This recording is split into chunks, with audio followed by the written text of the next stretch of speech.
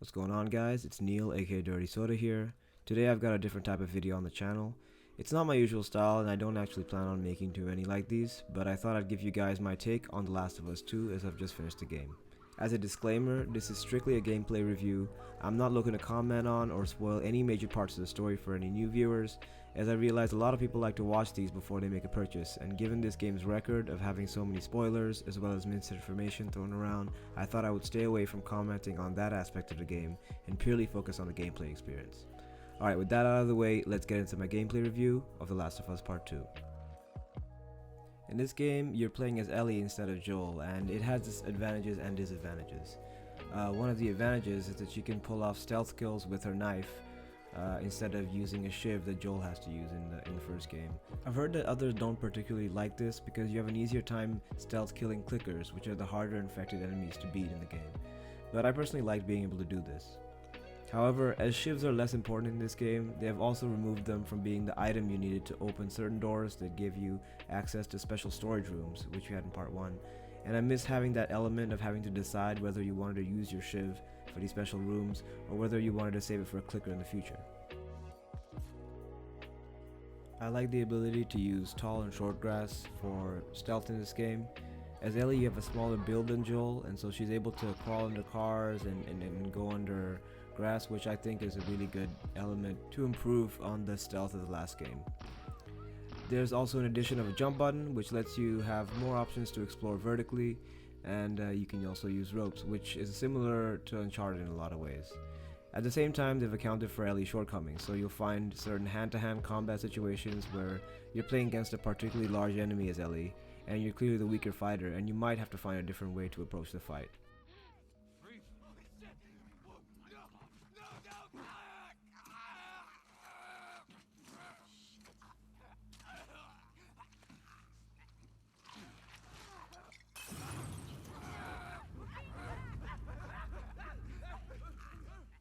The stealth is as intense as ever in this game.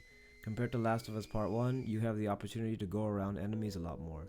There are a few moments where you're forced to kill every enemy, and a lot of times I found myself taking out a couple enemies in stealth, and then finding creative ways to divert enemies away from myself so that I can escape off to the next location. I like this aspect because it brought an element of realism to the game, where you know that as a character, you have a goal to get somewhere, and enemies are then your obstacles to get there, rather than them being the main focus of your character. In a real life situation, you wouldn't look to take out every enemy that you face in situations, particularly when you have options to use stealth to your advantage and avoid unnecessary confrontations. There's also a wider variety of things you can craft in this game.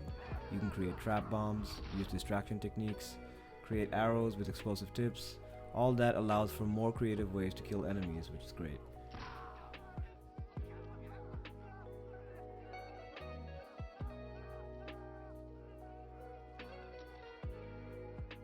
The workbench is back, and I enjoyed customizing my guns and working out how I could allocate my limited amount of supplements that allow me to upgrade my guns.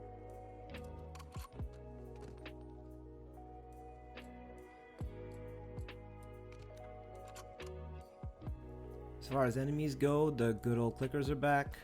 There's a couple instances where infected and humans are fighting each other, which I love.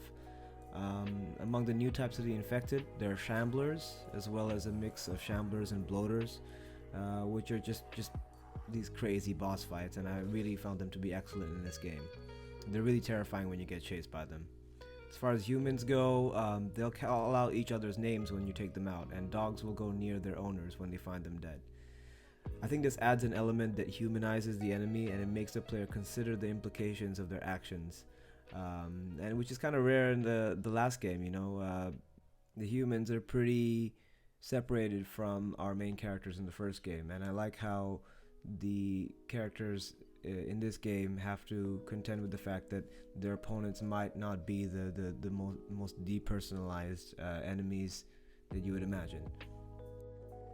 In the first part of this game, you're exploring Seattle, and it has open world elements that are new compared to The Last of Us Part 1. It reminds me a lot of the exploration parts of Uncharted 4 actually. Unfortunately, you don't get much of this sort of gameplay past the first few stages of the game, but I found these parts to be a good change from the usual linear gameplay that The Last of Us is known for. I would even go so far as to say I enjoyed it more than the exploration in Uncharted 4, and I wish they had more of it in later parts of the game.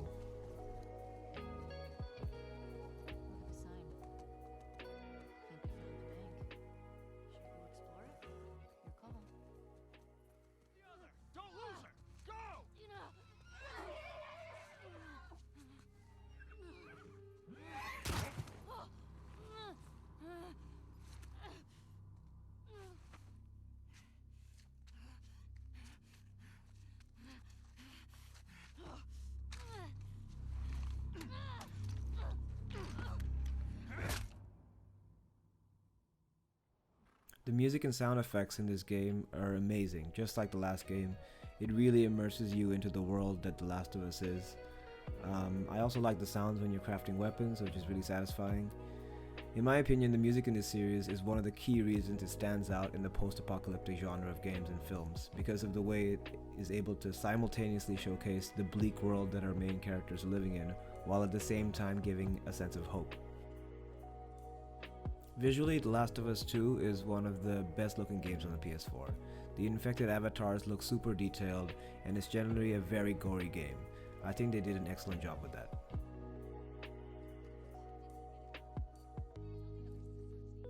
On a purely gameplay perspective, The Last of Us 2 offers tons of replay value with the ability to customize your weapons, skills, and increase your difficulty. I've played through this game on a normal to experience it from a cinematic perspective without much interruption, but I'll definitely be going through it again in survival difficulty to gain a more immersive gameplay experience.